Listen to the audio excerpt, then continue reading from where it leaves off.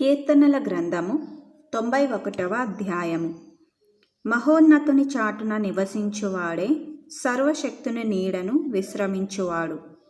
ఆయనే నాకు ఆశ్రయము, నా కోట, నేను నమ్ముకొను నా దేవుడని నేను యెహోవాను గూర్చి చెప్పుచున్నాను.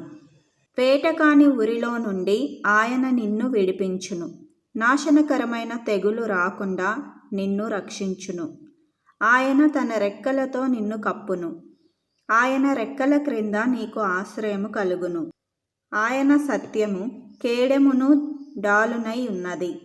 రాత్రివేళ కలుగు భయమునకైనను, పగటివేళ ఎగురు బాణమునకైనను, చీకటిలో సంచరించు తెగులునకైనను, మధ్యాహ్నమందు పాడు చేయు రోగమునకైనను నీవు భయపడకుందువు.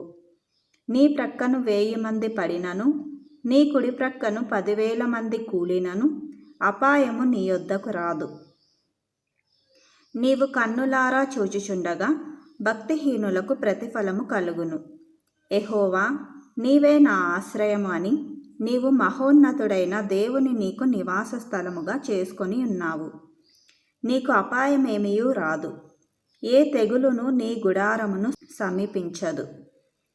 నీ మార్గములన్నిటిలో నిన్ను కాపాడుటకు ఆయన నిన్ను గూర్చి తన దూతలకు ఆజ్ఞాపించును. నీ పాదములకు రాయి తగులకుండా వారు నిన్ను తమ చేతుల మీద ఎత్తి పట్టుకొందురు.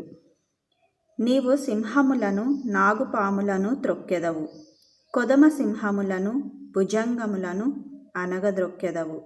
అతడు నన్ను ప్రేమించుచున్నాడు గనుక నేనతని తప్పించెదను. అతడు నా నామము నెరిగినవాడు గనుక నేనతని ఘనపరచెదను.